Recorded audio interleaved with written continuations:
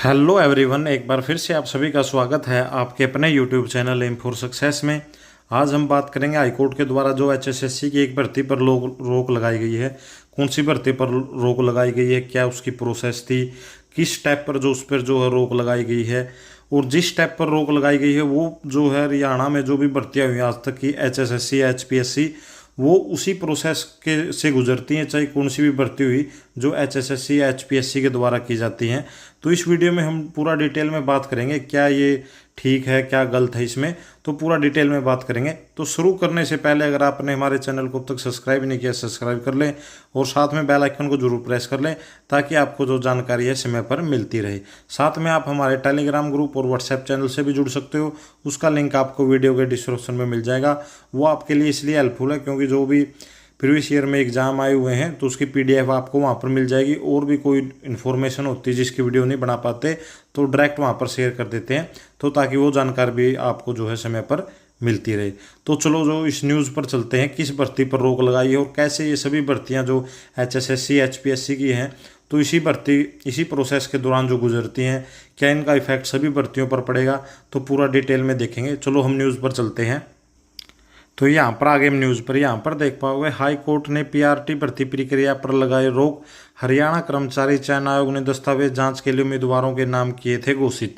तो आपको पता होगा जो एचएसएससी की जेबीटी की भर्ती थी जो 2024 में एडवर्टाइजमेंट निकली थी, तो उसके जो डॉक्यूमेंट वेरिफिकेशन के लिए जो है रिजल्ट है जो जारी कर दिया गया था, उसी की प्रोसेस को आगे बढ़ाने से जो है रोक लगा दी गई है। जो जेबीटी की भर्ती होनी थी मेवात कैडर की, जो 1456 कैंडिडेटों की थी। तो इसमें मुद्दा क्या है, चलो इस पर बात करेंगे पहले। तो यहाँ पर क्या कहना है याचिकाकर्ता का। याचिकाकर्ता का दावा है कि ईडब्ल्यूएस कैटेगरी उम्मीदवार के नंबर ज़्यादा, अनारक्षित श्रेणी उम्मीदवार के अंक कम है। हाईकोर्ट ने एचपीएससी मामले में दिए गए फैसले की नहीं हुई अनुपालना। तो आगे देख पाएंगे पूरी।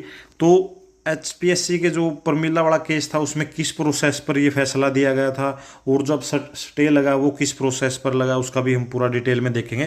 तो पहले इस एक बार ये पूरी न्यूज़ देख लेते हैं। यहाँ पर आप देखो, पंजाब एवं हरियाणा हाईकोर्ट ने हरियाणा कर्मचारी चयन आयोग की पीआरटी भर्ती क्रिया पर रोक लगा दी है।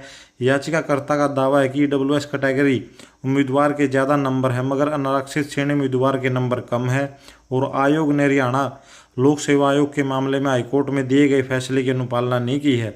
याचिकाकर्ता की तरफ से एडवोकेट रविंदर सिंह ढूल ने कहा है कि हाईकोर्ट की डबल बेंच ने एचपीएससी मामले में 9/4/2025 को फैसला सुनाया था मगर एचएसएससी ने उस फैसले की पालना नहीं की है।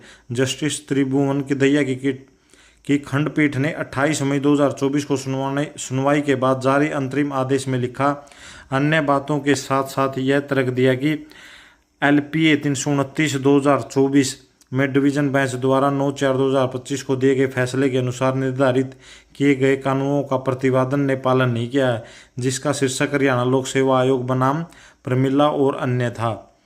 जैसा कि 7/5/2025 को परिणाम घोषणा में स्पष्ट है कि ईडब्ल्यूएस श्रेणी के उम्मीदवार के लिए कट ऑफ जो है 71.25 है, जो कि अनारक्षित सामान्य श्रेणी के उम्मीदवारों के लिए कट ऑफ यानी 70.3 से अधिक है। तो इसमें क्या मामला है कि इसमें यह कहना है कि जो ईडब्ल्यूएस कैंडिडेट का उम्मीदवार है उसकी कट ऑफ है भाई 71.25, जबकि जो जनरल में जो डॉक्यूमेंट वेरिफिकेशन के लिए कैंडिडेट लिए गए हैं 70.3 पर जो उसकी कट ऑफ लगी है। मेरा ये मानना है कि जो एचएसएससी में अब तक की जो भी भर्तियां हुई हैं, जो एग्ज़ाम होने के बाद डॉक्यूमेंट वेरिफिकेशन है, ये डॉक्यूमेंट वेरिफिकेशन की प्रोसेस है। तो हरियाणा में आज तक एचएसएससी की जो भी भर्ती हुई, पीछे क्लर्क या हुई जो भी हरियाणा पुलिस वगैरह की कोई भी भर्ती हुई, उसमें क्या किया जाता है, ये कैटेगरी के जो एग्ज़ाम होने के बाद जो कैटेगरी वाइज रिजल्ट है जारी किया जाता है। जैसे आप लगा लो कि डॉक्यूमेंट वेरिफिकेशन के लिए किसी को 4 गुना उम्मीदवार बुलाने, नोटिफिकेशन में साफ साफ लिखा होता है कि भाई 4 गुना जो है कैंडिडेट बुलाए जाएंगे कैटेगरी वाइज। तो उसमें क्या है कि कैटेगरी जैसे जनरल कैटेगरी से जिन्होंने अप्लाई किया है, जनरल की सीट भी ज़्यादा होती हैं। मान के चलो अगर टोटल आपकी जो 5000 सीट हैं तो उसमें कम से कम 2000 सीट आपको जनरल की देखने को मिलेगी, तो उसका 4 गुना 8000 कैंडिडेट हैं जो डॉक्यूमेंट वेरिफिकेशन के लिए जनरल में बुलाए जाते हैं। ऐसे ही जो जैसे ही ईडब्ल्यूएस की होगी उसमें लगा लो 40-46 हैं सीट, तो उसका अगर बात किया जाए तो 4 गुना, तो 1600 कैंडिडेट हैं जो उसमें डॉक्यूमेंट वेरिफिकेशन के लिए बुलाए जाएंगे। तो इसमें क्या होता है, जनरल के ज़्यादा कैंडिडेट होने के कारण तो पहले जो डॉक्यूमेंट वेरिफिकेशन की जो लिस्ट होती है मैक्सिमम टाइम में आप देख पाओगे या BC-B की हो गई या BC-A की भी हो गई, इनकी या EWS की कट ऑफ, ये जर्नल से हमेशा डॉक्यूमेंट वेरिफिकेशन ने में आपको हर एक जो पीछे एग्जाम हुए हैं जिनकी डॉक्यूमेंट वेरिफिकेशन भी हुई है सभी में आपको ये ज़्यादा देखने को मिलेगी। इसकी मैं गारंटी देता हूँ, क्योंकि क्लर्क की भी जो 2019 में एडवर्टाइजमेंट निकली थी या और भी जो भी भर्ती हुई है उनमें अगर बात की जाए तो EWS की जो कट ऑफ है 60 पर लगी थी, डॉक्यूमेंट 62 पर लगी थी तो डॉक्यूमेंट वेरिफिकेशन के लिए, जबकि जो जर्नल की कट ऑफ थी वो 58-59 के आसपास थी डॉक्यूमेंट वेरिफिकेशन के लिए। तो ये प्रोसेस है, इस बात पर जो है केस किया गया कि भाई डॉक्यूमेंट वेरिफिकेशन में भी जो है हमें जो भाई आरक्षण जो है उसका लाभ नहीं दिया गया है। जो आगे बात करेंगे प्रमिला वाले केस में क्या था, स्टेट में वकील न्याय आयोग के सचिव के निर्देश प्राप्त हुए थे, लेकिन उन्होंने कहा कि उन्हें याचिका में उठाए गए मुद्दों निर्देश नहीं दिए गए हैं। नोटिस ऑफ मोशन प्रतिवादी राज्य की ओर से राज्याधिवक्ता नोटिस स्वीकार करते हैं तथा निर्देश प्राप्त करने के लिए समय मांगते हैं। सुनवाई 25/7/2025 तक स्थगित है। बीच विज्ञापन 2025 के आगे की कार्रवाई जो JBT की प्रोसेस है उस पर जो है अब रोक लगा दी गई है और अगली सुनवाई है जो इसकी 25 जुलाई को जो है सरकार के द्वारा जो है की जाएगी।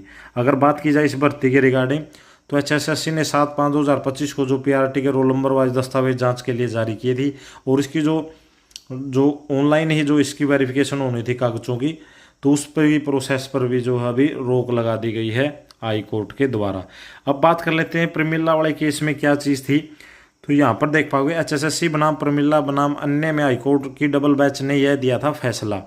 तो क्या फैसला दिया था इसमें, 9 अप्रैल 2025 को के फैसले में लिखा था कि संबंधित प्रस्तुतियों पर ध्यान देने से पहले ध्यान देने योग्य सख्ती तथ्य यह है कि हरियाणा लोक सेवा आयोग ने 24/6/2023 को एक विज्ञापन संख्या 29/2023 जारी किया था, जिसमें शेष हरियाणा कैडर के लिए PGT के 250 पदों को भरने के लिए पात्र उम्मीदवारों से ऑनलाइन आवेदन आमंत्रित किए।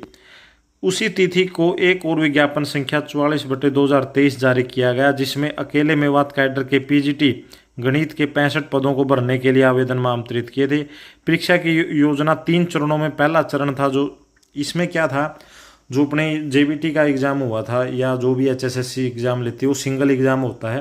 पहले जो भी होते तो कल जैसे क्लर्क का एग्ज़ाम हुआ तो उसमें जो शॉर्ट लिस्ट कैंडिडेट करने 3 गुना कैटेगरी वाइज की और डॉक्यूमेंट वेरिफिकेशन के लिए बुलाए जाते हैं। जबकि HPSC में क्या होती है, एक स्क्रीनिंग टेस्ट होता है, फिर दूसरा चरण होता है सब्जेक्ट नॉलेज का और फिर तीसरा जो इंटरव्यू का चरण होता है। तो इसमें होती है 3 प्रोसेस और तीनों में एग्ज़ाम होता है। ये केस था आगे देख पाओगे, इसमें डॉक्यूमेंट वेरिफिकेशन का जो जिक्र नहीं किया गया था कि भाई डॉक्यूमेंट वेरिफिकेशन के लिए इतने बुलाए गए। आगे यहाँ पर देख पाओगे रिट याचिकाकर्ता प्रमिला ने मामला स्थापित किया कि वह BC श्रेणी में से थी जब स्क्रीनिंग टेस्ट का परिणाम घोषित किया गया तो उसका रोल नंबर BC-B श्रेणी सूची में नहीं था।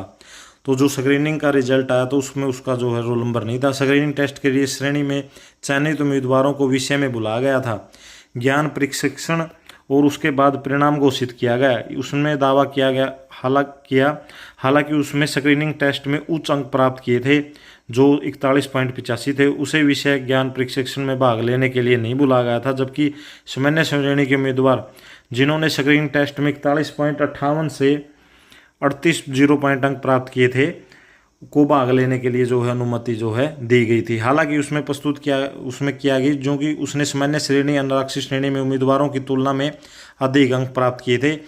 तो इसमें जो मामला था इसमें था कि एग्ज़ाम का मामला, तो एग्ज़ाम के बाद तो जो रिजल्ट है उसमें जो है डॉक्यूमेंट वेरिफिकेशन की प्रोसेस होती है। JBT वाले में क्या है कि डॉक्यूमेंट वेरिफिकेशन की में ही कहा जा रहा है कि विद्यार्थी के द्वारा, क्योंकि जबकि नोटिफिकेशन में भी लिखा होता है साफ साफ कि इतने गुना जो कैंडिडेट हैं बुलाए जाएंगे कैटेगरी वाइज। तो कैटेगरी वाइज करने की वजह से उसकी कट ऑफ जो हायर रहती है, जनरल की हमेशा कम रहती है। जो प्रमिला वाला केस था इसमें था स्क्रीनिंग टेस्ट जो कि एग्ज़ाम होता है, तो एग्ज़ाम के बेस पर कट ऑफ लगाने के लिए किया गया था, जबकि ये प्रोसेस है जो डॉक्यूमेंट वेरिफिकेशन की प्रोसेस है। इसमें अगर बात की जाए इसमें आगे देख पाओगे, इसलिए उसे सामान्य श्रेणी आरक्षित पदों के लिए विचार किया जाने का अधिकार है और उसे न चुनकर उसके अधिकार को स्वीकार नहीं किया जा सकता। इसमें रिट याचिकाकर्ता प्रतिवादी ने स्क्रीनिंग टेस्ट परीक्षण के चरण में सामान्य श्रेणी के माइग्रेशन का दावा करते हुए आरक्षण का लाभ मांगा। एकल न्यायाधीश ने तर्क को स्वीकार कर लिया और उपरोक्त अनुसार माना कि खंडपीठ ने सुप्रीम कोर्ट के फैसले का हवाला दिया, जिसमें लिखा था कि उपरोक्त निर्णय पर गौर करने के बाद हम पाते हैं कि प्रारंभिक परीक्षा के चरण में भी आरक्षित श्रेणी के एक उम्मीदवार को गैर आरक्षित श्रेणी में उम्मीदवार की तुलना में अधिक अंक प्राप्त कर सकता है। और यह एक स्वीकार्य स्थिति है कि प्रारंभिक चरणों में भी विभिन्न श्रेणियों की अलग अलग मेरिट सूची है जो तैयार की जाती है। हालांकि विभिन्न श्रेणियों में मेरिट सूची तैयार करने से पहले खुली श्रेणी ओपन कैटेगरी सूची तैयार करना आवश्यक है। इसमें वो अभ्यर्थी भी शामिल हो सकते हैं जो अपनी योग्यता के आधार पर विभिन्न अन्य श्रेणियों में आते हैं। तो इसमें क्या प्रोसेस था, इसमें था अगर बात की जाए तो स्क्रीनिंग, जो कि एग्ज़ाम की प्रोसेस होती है। 2-3 प्रोसेस है एग्ज़ाम की। तो इसमें डॉक्यूमेंट वेरिफिकेशन का जिक्र नहीं किया गया था, ये डॉक्यूमेंट वेरिफिकेशन के लिए इतना किया गया।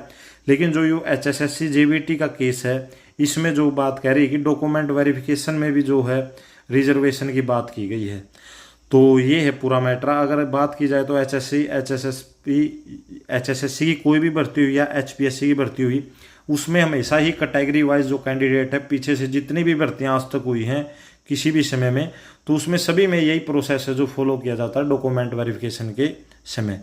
तो देखते हैं इसका क्या रहता है। इसका अगर प्रभाव देखने को मिलेगा तो जो करंट ऑनगोइंग जो भर्तियां उन्हीं पर देखने को मिलेगा, उसके अलावा आपको और किसी भर्ती पर जो पीछे जो भर्ती हुई उन पर इसका कोई प्रभाव देखने को नहीं मिलेगा। तो यही न्यूज़ आपके साथ शेयर करनी थी। आपका इन भर्तियों के बारे में क्या विचार है कि ये जो प्रोसेस है, जो HSSC की भर्ती पर जो JBT पर रोक लगी है उसका, और जो प्रमिला वाला केस है उसका, आपको क्या लगता है कि इसमें भी ये रिजर्वेशन होगा या नहीं? आपका विचार है जो आप कमेंट में जरूर छोड़ें। तो यही न्यूज़ आपके साथ शेयर करनी थी। आपने वीडियो यहाँ तक देखी, आपका बहुत बहुत धन्यवाद। अगर आपकी कोई और इंक्वायरी तो आप कमेंट मैसेज छोड़ सकते हो या टेलीग्राम ग्रुप पर जो हमें कॉन्टैक्ट कर सकते हो। तो आपने वीडियो यहाँ तक देखी, आपका बहुत बहुत धन्यवाद। आपका दिन शुभ हो।